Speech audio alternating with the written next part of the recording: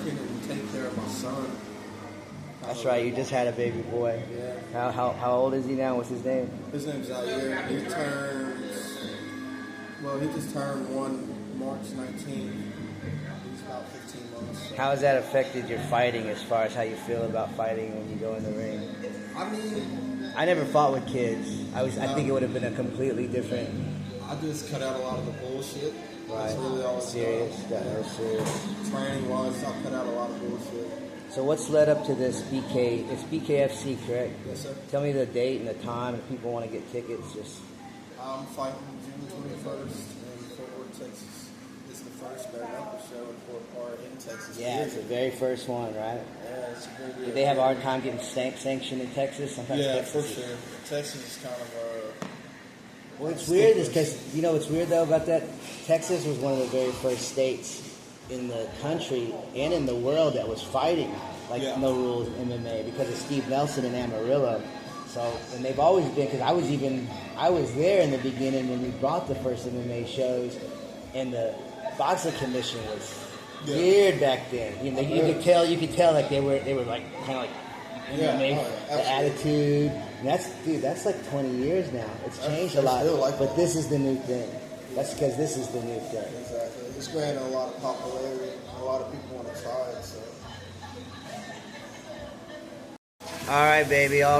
We out here in the Grip in Abilene, Texas. I'm here with Roderick IceWater Stuart, getting ready to fight in the BKFC. I got me a little oxtail. They know how to do it New York style with that Caribbean style.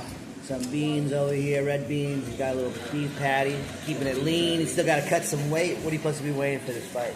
185. I'm going up probably like 10 pounds to my usual weight. Where are you at right now? Like 200. 200 coming. That's not bad. What's that? Still got a lot of time. Still got about 8 days before I really start cutting heavy.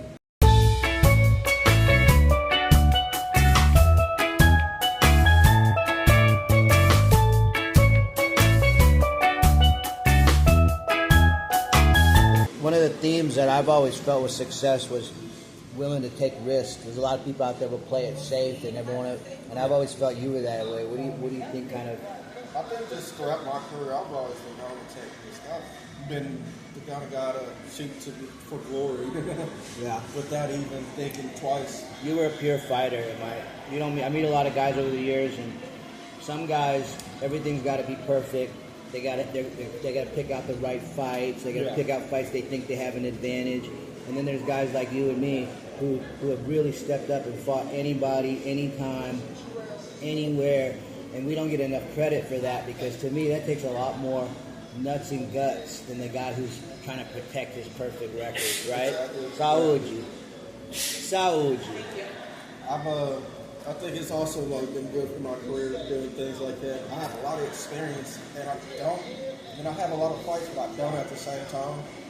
I fought some of the best guys early, so there's a lot of situations that I get into in these fights that I've already seen.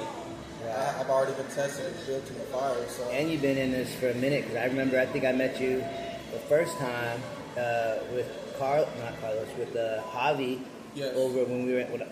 I was at the Fight Club for a minute, and I think you were still a teenager. I was fighting them. Yeah, because I grew up, we were just fighting everybody in the hood, so I think, and plus it was the 90s. In the 90s, the weight divisions were so big, you didn't really think about, who you're going to fight next.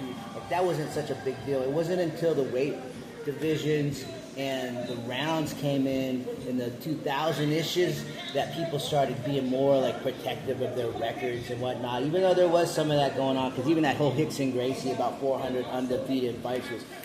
my sensei, Dr. Ron Tripp, defeated Hickson in the Pan Ams in Sambo.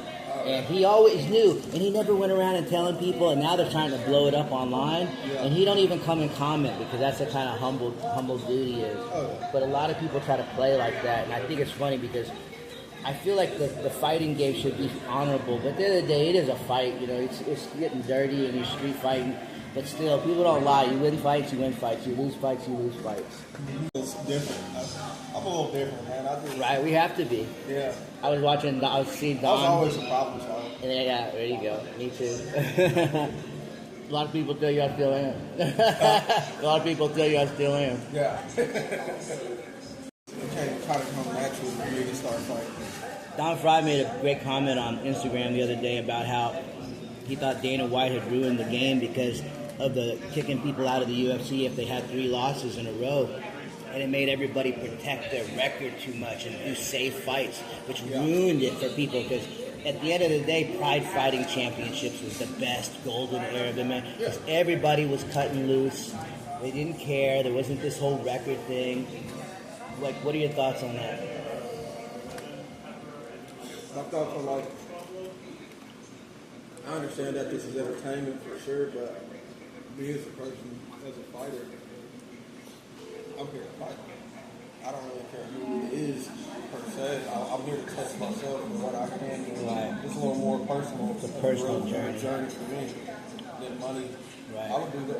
What's your hope and prediction for this fight coming up? My hope and prediction, we go off the scratch line, and as soon as they say knuckle up or fight, I just hit him, and it falls. Quick knockout? Quick, that's how I like, and I don't hurt my hands or nothing. Like Frank Dukes.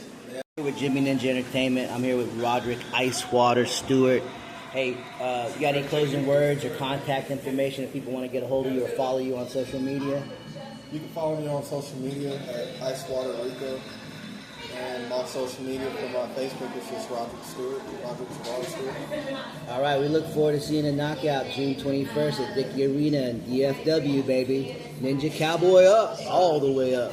BKFC 621, Dickie Arena, Fort Worth, Texas!